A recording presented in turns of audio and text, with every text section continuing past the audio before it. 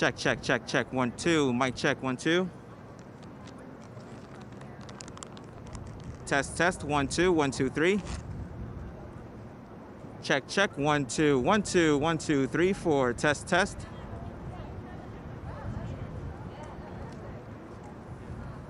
Testing. 1, 2, 3, 4.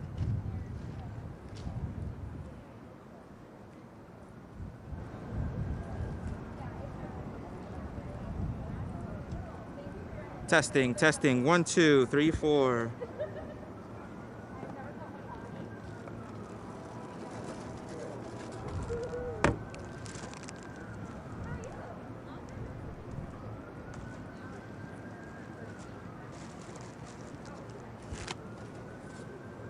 Hey, Lockwood, do you need this? White balance or anything? Okay. Let me know if you're good with audio. All right.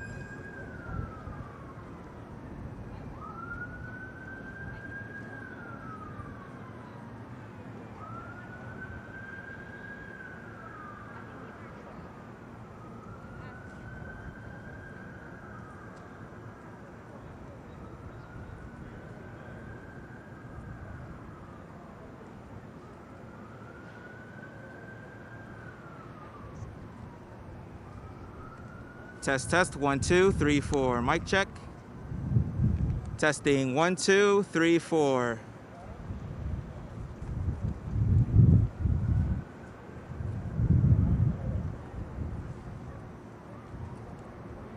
Good? All right. Oh, one more time. Testing. 1, 2, 3, 4. Mic check. 1, 2, 1, 2, 3, 4. Testing. Mic check. Good? All right.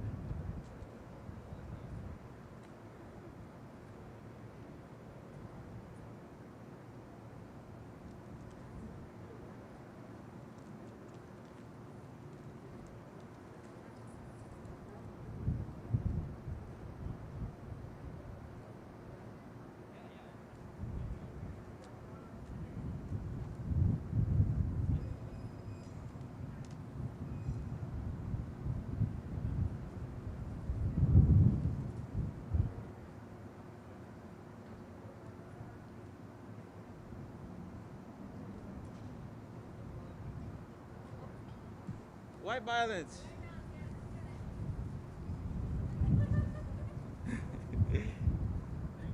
No problem.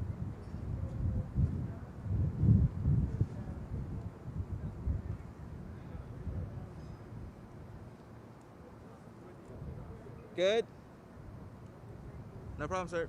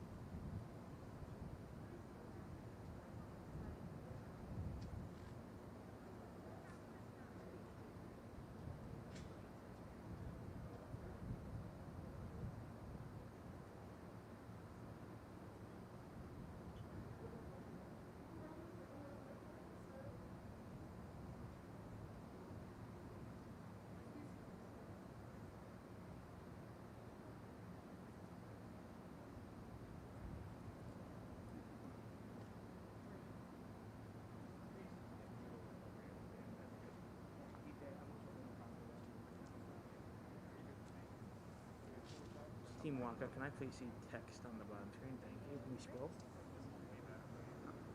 That's okay. The black was. You say that we're just wrong. It's good. Okay.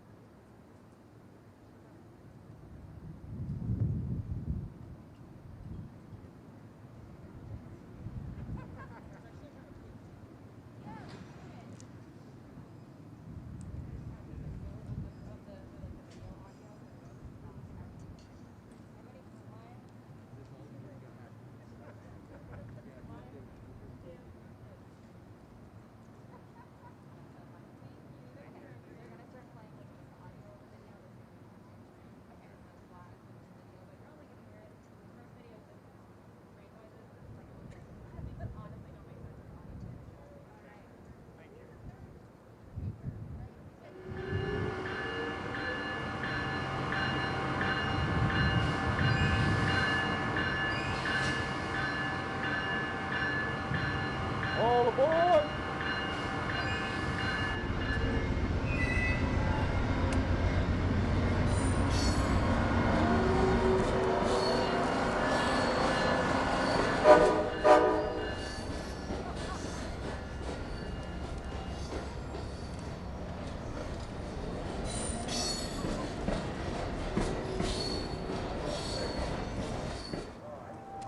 There was an era when the other side of the country might as well have been the other side of the world. That's the way it stayed until brave and brilliant pioneers built railroads to open new opportunities and bring a sprawling nation closer together. Passenger trains remained central to America's story until the mid-20th century, when the reliable locomotive fell on hard times. While private railroads teetered on the brink of failure, a bold Congress, hearing widespread public support, stepped in to fund a unified passenger rail system to keep America on track: Amtrak. It wouldn't be easy, but visionary women and men worked tirelessly to consolidate operations from 20 different rail companies and assemble a network to link small towns and big cities from coast to coast. The plan worked. But they didn't stop there. They got busy renewing our fleet, investing in upgraded track, refurbishing stations, expanding service with state partners, and bringing high-speed rail to America. Their forward-looking dedication and constant drive for improvement paid off. With renewed public interest in rail travel, steadily growing ridership, and a rich 50-year legacy of unbelievable journeys. Now, a new generation looks ahead to the next 50 years. They're unveiling state-of-the-art facilities, crafting innovative initiatives, and rolling out a cutting-edge fleet of high-speed train sets and efficient locomotives to ensure rail's place in the future as a cornerstone of clean transportation. They're exploring access to new communities so no one's left behind, and implementing enhanced safety standards for peace of mind during today's travel and whatever lies ahead. At the heart of Amtrak, there's always been great people.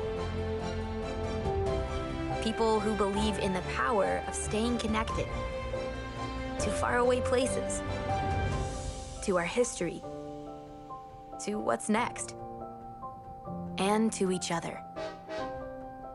That's why the future rides with us.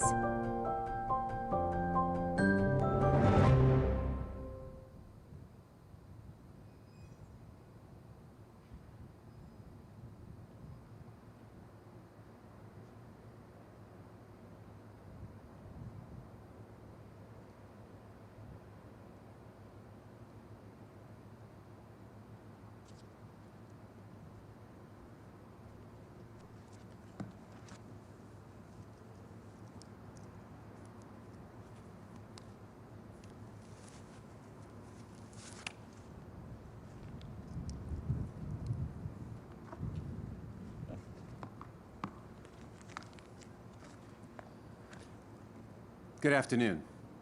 I'm Bill Flynn, CEO of Amtrak. And joining me here today are our Amtrak Chairman of the Board, Mr. Tony Kosha, Board Director, Mr. Bert DiClemente, and several other members of our senior management team. And we welcome you here to our 50th anniversary celebration.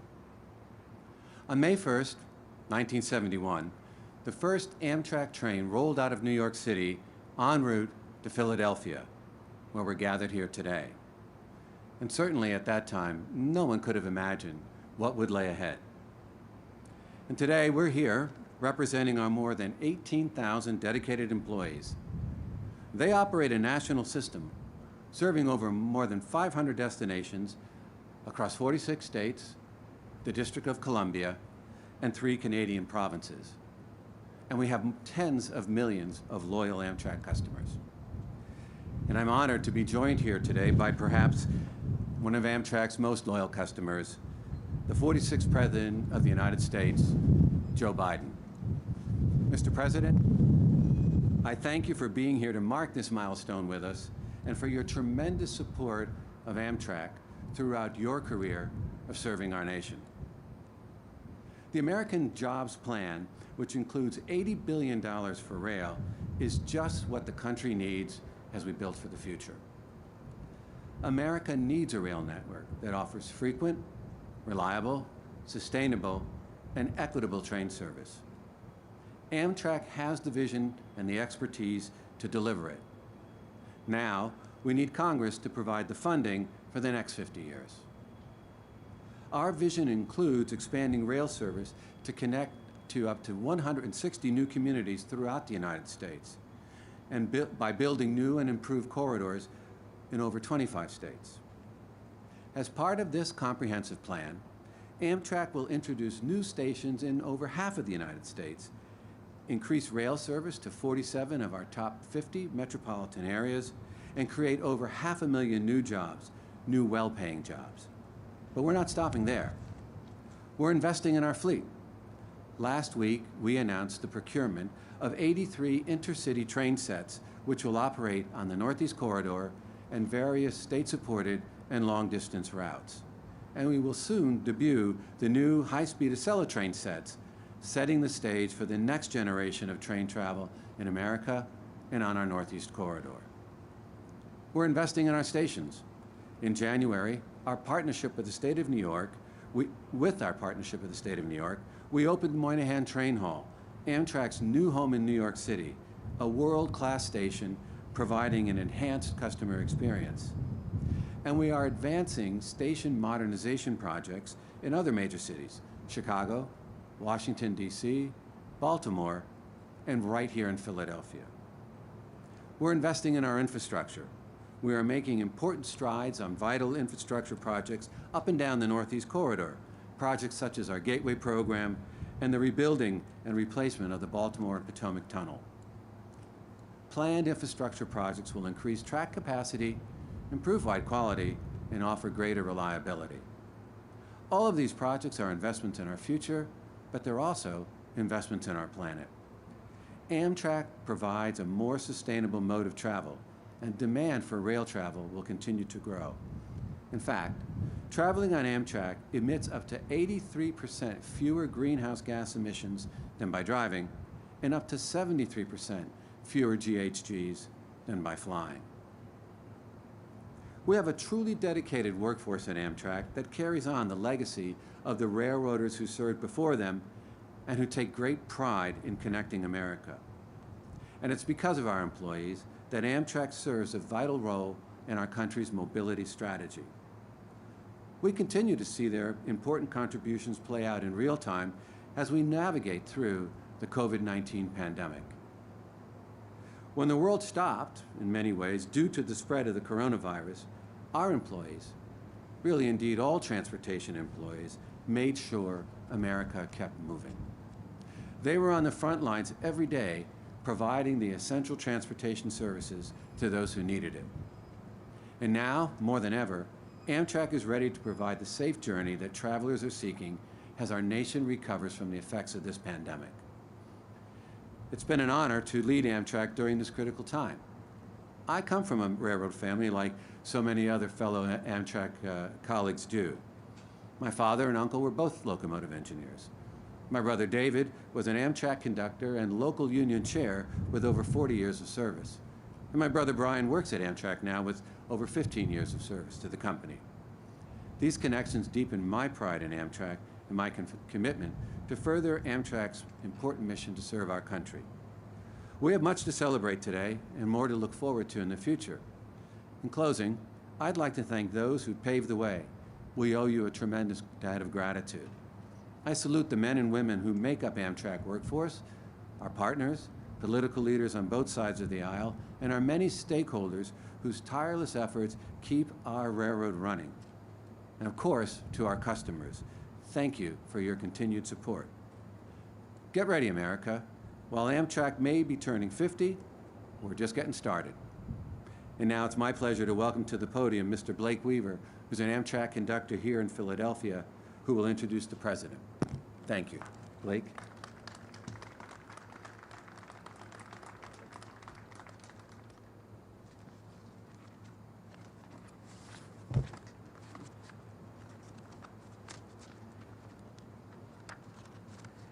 Thank you, Mr. Flynn. I too am part of a railroad.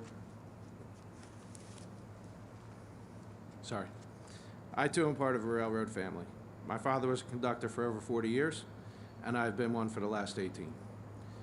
I joined Amtrak on President's Day in 2004 as assistant conductor, and after a couple of years, I was promoted to conductor. I can honestly say I love what I do. I like having the opportunity of working with my coworkers to serve Amtrak's customers up and down the Northeast Corridor, to get them safely and on time to where they're going. I'm proud of Amtrak's mission, and especially proud of how hard they work during this pandemic and keeping essential passengers across America moving. I'm also excited to see the rest of our passengers back on our trains. I'm very excited to see them on our brand new Accel Express sets. One of my first lessons my father taught me as a conductor was to look out for one of Amtrak's most frequent riders, Senator Joe Biden. In 2006, I had the privilege of meeting Mr. Biden on the train while collecting tickets. Before I had a chance to introduce myself, Mr. Biden stopped what he was working on and invited me to sit down and talk to him for a few minutes. I always remembered how he treated everyone. He always made time for both the passengers and the employees. He also treated everyone like they were family. So, Mr. President, I would like to thank you for all the support you have given Amtrak. I'd like to thank for all the miles you added up over the years. I'd like to thank you for being part of the Amtrak family, and I would like to thank you for being part of my family. Ladies and gentlemen, I'm proud to introduce the President of the United States of America, Mr. Joe Biden.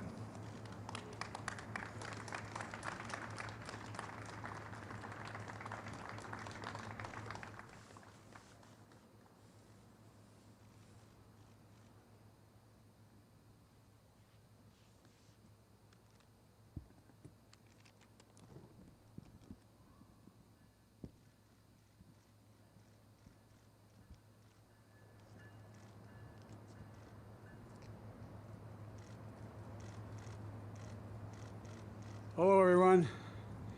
Great to be back in Philly. Great to be back to 30th Street Station. Blake, you didn't treat each other like family. You are family. Please sit down, guys. Sit down. Your dad, Greg, is here too. As far as I'm concerned, the Weavers are family.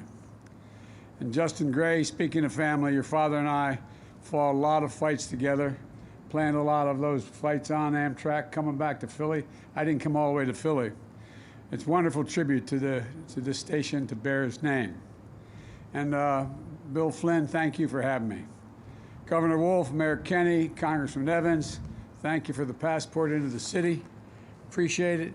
And we have another, I don't know, they're all here still, but I met a lot of really important friends that were here for this occasion. I understand Senator Blumenthal is here. Right, there you go. One of the great senators, former Attorney General, took care of my son Bo when he was Attorney General. Thank you very much. And also Dwight Evans. Dwight's here. You can't miss Dwight. Come on, Dwight, stand up here, man. And a good friend of mine and worked like the devil to get me elected, Brendan Boyle. Brendan, that's the Irish of it, man. And Donald Payne, New Jersey. I keep telling Donald, because Delaware's so small, it is a constitutional, there was a case in the Supreme Court. Delaware, the state of, owns the Delaware River up to the high water mark of New Jersey. Just want you to know that. You got to treat us with more respect. And Mayor Kenny, thanks for the passport. Great friend. Thank you, Mr. Mayor. You're doing a heck of a job. And a real close friend who was a co-chairman of my campaign and just a great friend our whole time. Governor Ed Rendell. Eddie, thank you, pal. This city owes you a lot. And Tony Costa, chairman of the board, and one of my best friends in life, a guy named Bert DiClemente. We've known each other from high school. We went to rival high schools. Bert ran my operation in Delaware for years and years. The one election I got the most votes in was the last election I ran for the Senate. I was also running for vice president at the time, because under Delaware law, if you're not out of the Senate race in a certain time period, you got to stay in. And so Bert ran, he was the senator in Delaware campaigning for me. He got more votes than I got. So Bert, thank you very much. Also, Justin Gray, I've mentioned Justin already, and his dad, and Greg Weaver Jr. Greg, you are family. Blake, his family, and Mary Kate, what a lovely kid, and Bill Flynn of Amtrak. You know, folks, the fact is that if I have, in the past, when I've ended up at the 30th Street station, Amtrak station, it's probably because I took the late train back from Washington and I slept through the Delaware stop, literally, not figuratively. I only did it about 4 times, but I wouldn't have missed this for the world. It's an honor to celebrate Amtrak's 50th anniversary. I look forward to a bright future for all American rail. You know, back in 2016, I announced a federal loan that allowed Amtrak to purchase the new Acela trains, sets that you see behind me. And they look great. I can hardly wait to ride. And they're made in America, and I wanted to see more of that. That's why the investments in my American Jobs Plan are guided by one principle: buy American. Buy products were made in America. And American tax dollars are going to be used to buy American products to create American jobs. When I became vice president, one of the Capitol Hill newspapers estimated that I had taken more than 7,000 round trips in Amtrak over my career. I think that's an exaggeration. And I'm going to rely on those 2 conductors that Mr. Weaver will remember. One of them was a guy named Angelo Negri. And Angelo, there was an article, I guess my 4th or 5th year as vice president, saying Biden travels 1,300,000 miles on Air Force One. And I used to, the Secret Service didn't like it, but I used to like to take the train home. My mom was sick, and I'd try to come home almost every weekend as vice president to see her. And I was getting on the train, and Angelo Negri came up to me and goes, "Joey, baby!" And he grabbed my cheek, started to squeeze it like he always did. And I thought he was going to get shot. I'm serious. And I said, no, he's a friend. He said, "Joey, what's the big deal? 1,200,000, 300,000 miles on Air Force Two. You know how many miles you travel on Amtrak?" I said, "No, Ange, I don't know." And he gave me the calculation, and he said, "You travel 1,515,000 miles on Amtrak." So the fact is, I probably take Ange's word before I took the word of what the article said. But the point is, in the process, as Conductor Weaver will tell you, Amtrak became my family. I literally every single day that I was in the United States Senate, got either the 728, it became the 732, and got home on. If I got lucky, I got the Metro that left. The last one left at 6, or I got the 730 coming home. And you get to know everybody. You get to know the folks. And I used to have a Christmas party for Amtrak employees at my home. And it got so big, we ended up having a summer party because family and retirees kept coming back. I want to tell you, these guys and women, they worked like the devil. They really, really, really do. And Amtrak wasn't just a way of getting home. It provided me, and I'm not joking, an entire other family.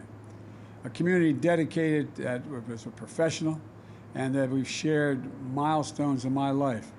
And I've been allowed to share milestones in theirs. I've been to an awful lot of weddings and christenings and unfortunately some burials as well. We're family. You know, I remember one night my daughter was only 6 years old and it was my birthday. And we were voting, and I went to Bob Dole and I said, Bob, when's the next vote going to take place? He said, Joe, why? I said, well, my daughter is really upset I'm not going to be able to be home for the birthday cake she made for me. He said, what do you need? I said, I need just time to catch the 5 o'clock metro, and I can get the 6:28 coming back. Because in the platform, just in Delaware, you walk from one side to the other. Got off the train. My wife, Jill, was standing there. My daughter had the cake, with the candle lit. I blew them out, gave me a kiss, walked across, and got on the southbound. So it has been part of my life. I've been riding an Amtrak for almost as long as there's been an Amtrak. I've come to see that Amtrak doesn't just carry us from one place to another. It opens up enormous possibilities. And especially now, it makes it possible to build an economy of the future and one that we need. Last week, I announced a target of cutting greenhouse gases and gas emissions in half by 2030. And most of those emissions in this country come from transportation. But if just 10% of the freight shipped and the largest trucks went by rail instead, we'd be removing 3,300,000 cars from the road, and we've been planting, is the same as doing that, or planting 260 million trees in America. And as I've said from the beginning, when I think about fighting climate change, I think about jobs. And rail, and hopefully the expansion of rail, provides good union jobs, good paying jobs. It also connects people to jobs and economic opportunities that can be reached from wherever you live. Let's put this in perspective. For years, I fought efforts to cut funding for Amtrak because cutting funding for Amtrak would be a disaster for our environment and our economy.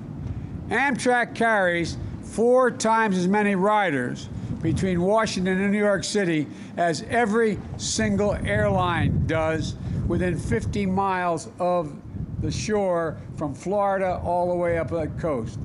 Imagine what we'd have to do. A single day without the Northeast Corridor, for example, with Amtrak and the Northeast Corridor would cost the economy $100 million. If you shut down all passenger service on Amtrak's Northeast Corridor, the projects that compensate for the loss, you'd have to add 7 new lanes of highway on I-95. And consider that cost, average of $30 million for a linear mile on I-95. This is the bargain of bargains and bargains. It's economical and it's environmentally a lifesaver. That's why in my rescue plan, American Rescue Plan, we worked hard to keep Amtrak running. At the height of the pandemic, because we weren't traveling Amtrak, furloughed 1,200 employees. And we were able to provide emergency relief to keep rail service running, and we've now brought back 1,200 union workers who had been furloughed. And by the way, you get a union wage, not 15 bucks an hour, a prevailing wage. But we have to do more than just build back. We have to build back better. And today we have a once-in-a-generation opportunity to position Amtrak and rail, and intercity rail as well, in general, to play a central role in our transformation and transportation economic future. To make investments that can help America get back on track, no pun intended. Before the pandemic hit, Amtrak's ridership and revenues were on the upswing. The Northeast Corridor has been making money for a long while now, but last year, the whole of Amtrak's system was projected to break even for the first time in history, but then we had the pandemic. But there is still a huge backlog in deferred maintenance, huge need to modernize our trains, our stations, our bridges, our tunnels. Well, we're talking about critical jobs like the Hudson River Tunnel, the Baltimore Potomac tunnels, and the Susquehanna River Bridge. In my American Jobs Plan, I propose spending $10 billion a year on passenger rail and freight rail. Of this, 2/3 would support existing Amtrak routes including the Northeast Corridor, but nationwide. And we're talking about union jobs, as I said. And we're taking care of the riders, laying track, wiring switches, fixing bridges, tunnels, modernizing stations, and repairing and rebuilding this vital infrastructure. This would allow for the potential to expand passenger rail service. Imagine a 2-hour train ride between Atlanta and Charlotte going at speeds of 220 miles an hour, and 2.5-hour trip between Chicago and Detroit, or faster and more regular trips between Los Angeles and Las Vegas, a route that I imagine could be pretty popular on Fridays.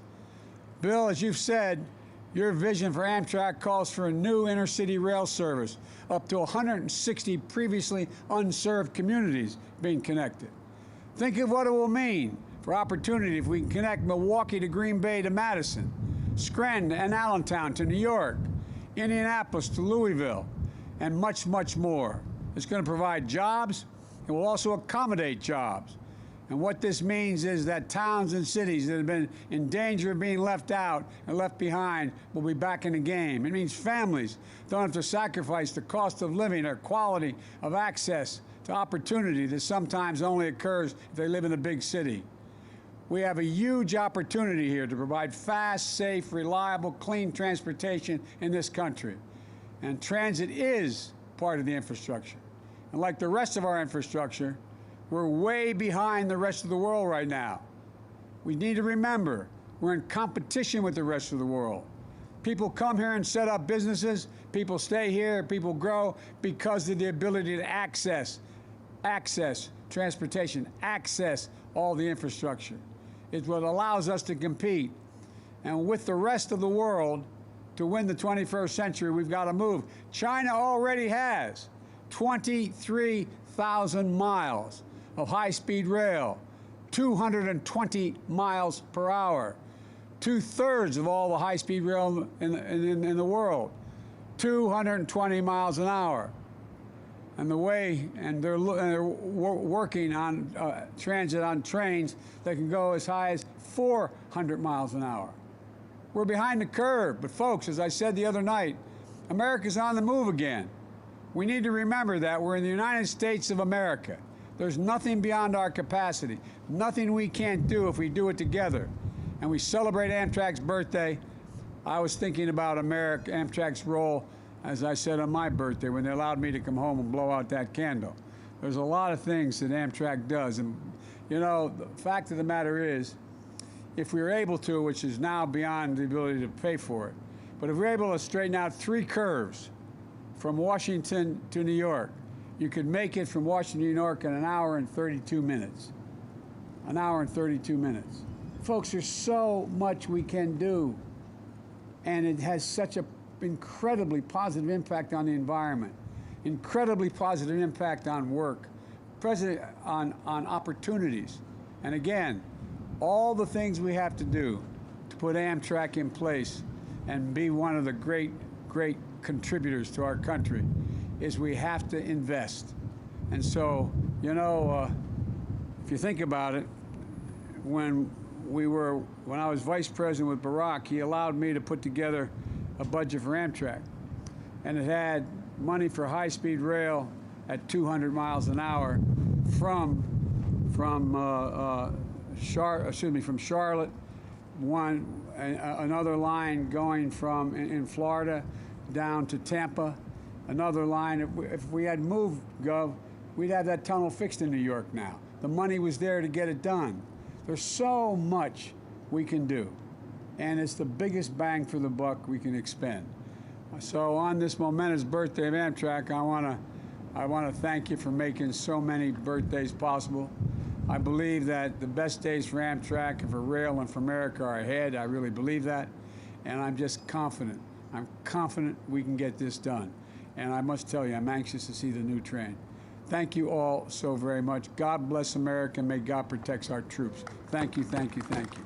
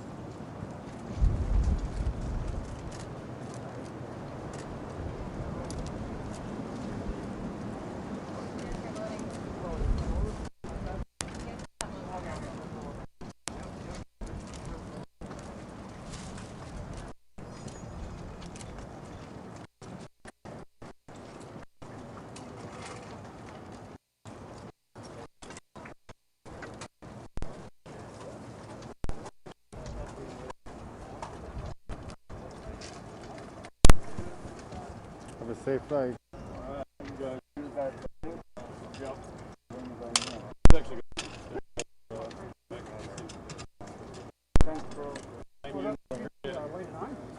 Plug me there for me. Yeah. I think it's this one, right? I'm trying to yank on it. There we go. Middle guy. Perfect. Take care. Hey, man. Take care.